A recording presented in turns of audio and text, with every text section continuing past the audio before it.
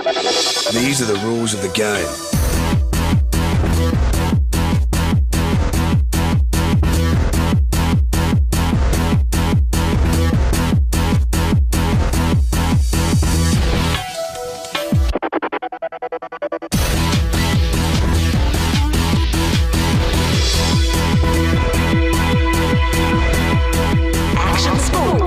Actions speak louder than words. Action Sports, only on your World of Champions Supersport. Coming up on Action Sports this month, it's that time of the year again for the biggest interprovincial tournament of the season.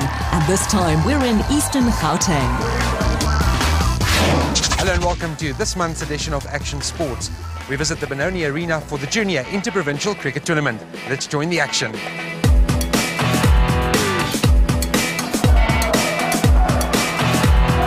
The 2010 Junior Interprovincial Action Cricket Tournament was the biggest one to date, with 57 provincial teams all competing for the ultimate prize, that sought-after gold medal at the end of it all. Teams competed in 8 different age categories, starting with the under-10s all the way through to the under-17 boys.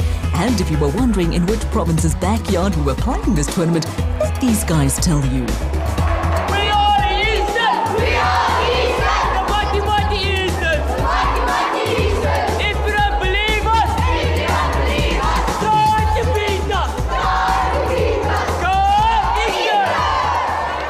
Well, basically, as action cricket in Durban, it's grown tremendously over the past couple of months. And our boys have only been playing since June of this year, and they made it through to the finals. So we're quite excited. You know, the trip, we've been here for the past 6 days, and it's been fantastic to just see the boys develop socially, meet with all the other youngsters, and just have a fantastic time. What does it mean for personal development for kids going forward, especially being exposed to travelling and participating in a team environment at the age of 11? I think it's great. It teaches him life skills. It's the first time Bradley's been away on a week's tour. And the boys have had to learn, they've had to cope by themselves, and I think it stands them in good stead. I think being here, I wouldn't have had it any other way. I think what I've seen here and the atmosphere, I would encourage parents to get their children active and to participate in this type of thing. It's definitely the skills that they learn here, both on the field and off the field, I think is invaluable.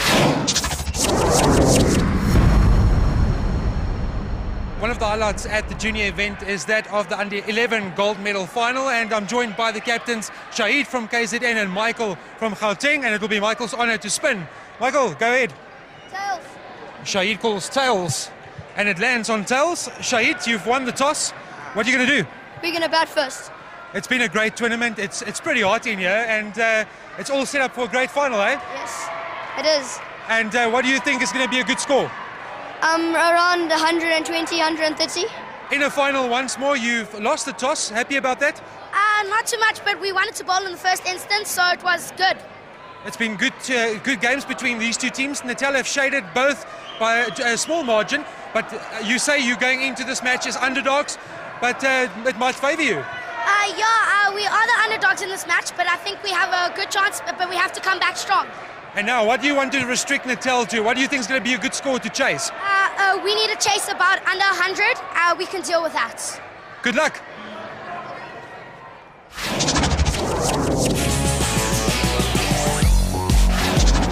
The first final we focus on this month is the much-anticipated under-11 gold medal game between the Central Gauteng Cubs and their KwaZulu-Natal counterparts.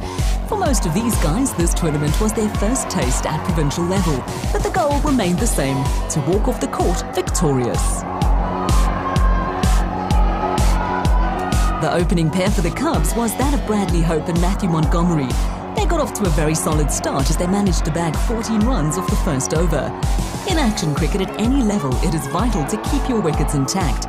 You also have to make sure of hitting the side nets in the different scoring zones to add those much-needed bonus runs.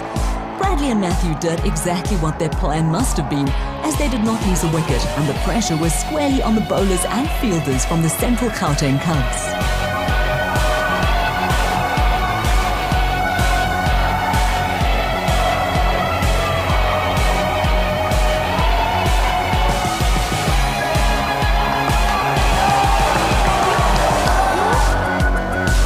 Having not lost a wicket yet, the two openers added another 8 runs in the second over and looked good after 2 overs with 22 runs on the board.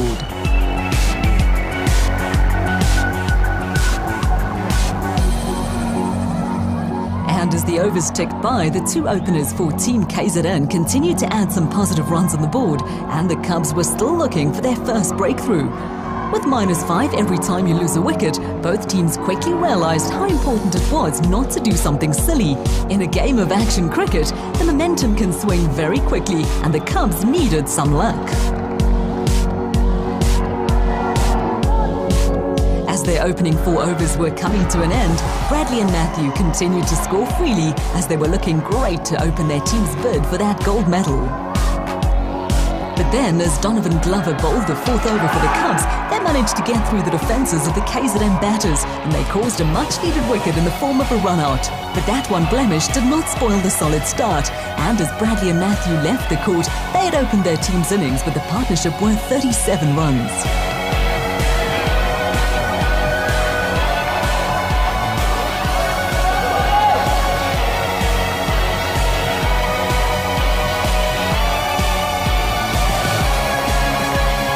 As the second pair for Team KZN received some last-minute advice from their coach, they walked out to bat with a solid platform to build from. Jordan Eady and Joshua Duckworth knew that they now needed to carry on where their teammates left off to ensure that the pressure remained on the fielding side. And as we all know, strange things can happen in a one-off final. Having added 30 runs off their first 3 overs, Team KZN lost their second wicket of their innings when a miscommunication between the two batsmen caused yet another run out.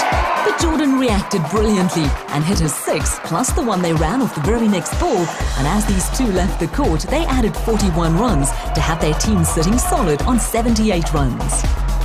Things got a bit tighter out on court as third batting pair for KZN's under-11s found out. Josh Lavery and Luke de Vlieg got run out with their first ball, and after 2 more run-outs could only contribute 14 runs to their team's total.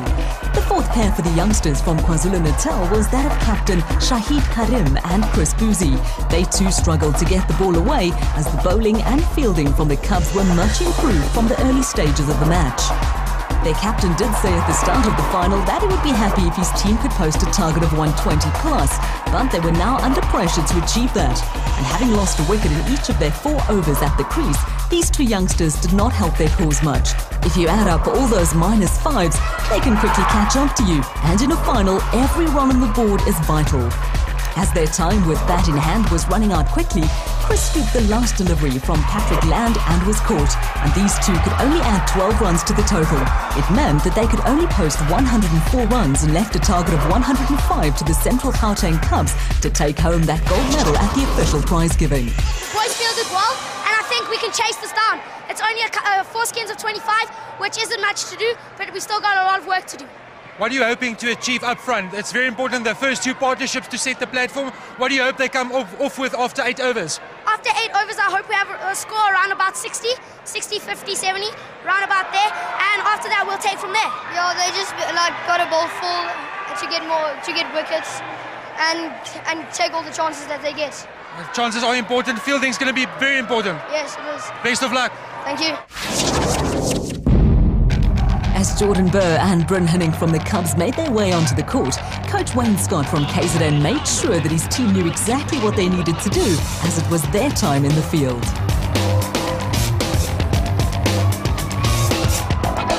These two scored 4 runs off the first 2 deliveries, but then Jordan was brilliantly caught, and immediately they were under pressure as their total dipped to -1. Like that old saying in cricket goes, it's catches that win matches, and in action cricket, it's no different. The Cubs knew that they needed to make the most of every scoring opportunity and even live dangerously as they tried to take quick singles. KZN's youngsters appealed loudly for the run-out, but the umpire called it safe.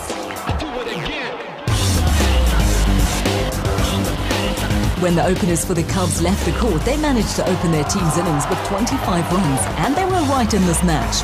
Their second pair of Donovan Glover and Matthew MacDonald started off very well and added 15 runs with their first over. They did lose a wicket in the 6th over, but continued to find the gaps in the field as they added some more runs to have their team's total sit on 42 runs after 6 overs, and it was game on. Matthew Montgomery had ball in hand for the 7th over for Team KZN, and after giving away 4 runs of his first 4 deliveries, he came up with a peach of a ball to clean bowl Matthew McDonald. Going for broke the very next ball, Matthew was run out, and their good momentum was halted abruptly with that -10 towards the end of the 7th over.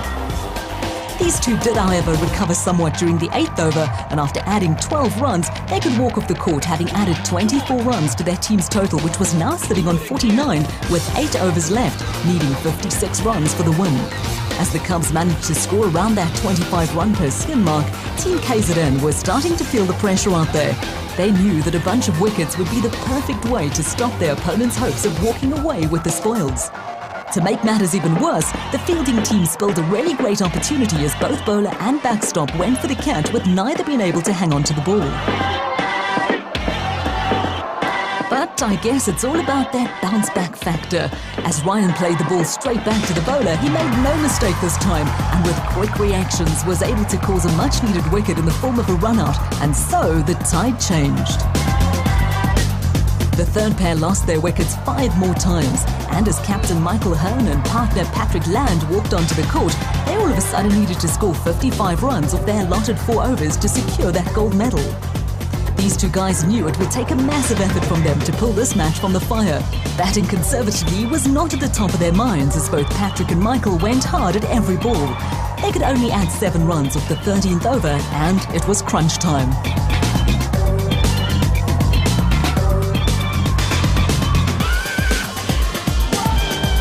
In the pursuit of big hits, Patrick stormed down the pitch but missed a wide delivery from Luke and was stumped, and yet again a net -5 runs.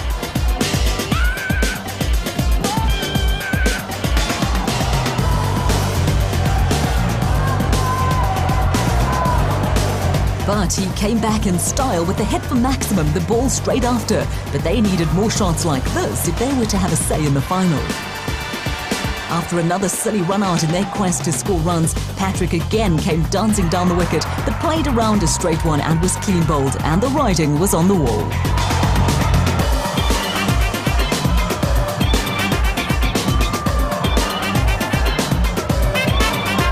KZN captain Shahid was bowling the penultimate over, and he saw Patrick again down the track and made sure that he got the ball past the swinging bat for what was yet another stumping and the captain's 5th wicket in 2 overs.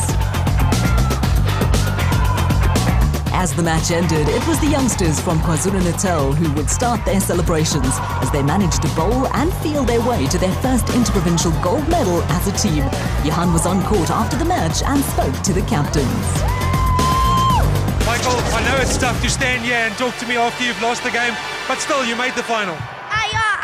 We were hoping to win today, but then again, Natal was the better team, and I think they deserved it more than us today. But I guess we'll come back next year strong. Well, the champions at under 11 is Natal, and well deserved, one has to say. Shahid, how are you feeling, man? I'm feeling so excited. You bowled particularly well, took a lot of wickets there. Captain, just leading by example as a captain should do. Yeah, I did. I bowled well. I got a lot of wickets and we did the job. Now, all these guys behind you certainly played their part. They had a big effort, and I saw a lot of guys going down.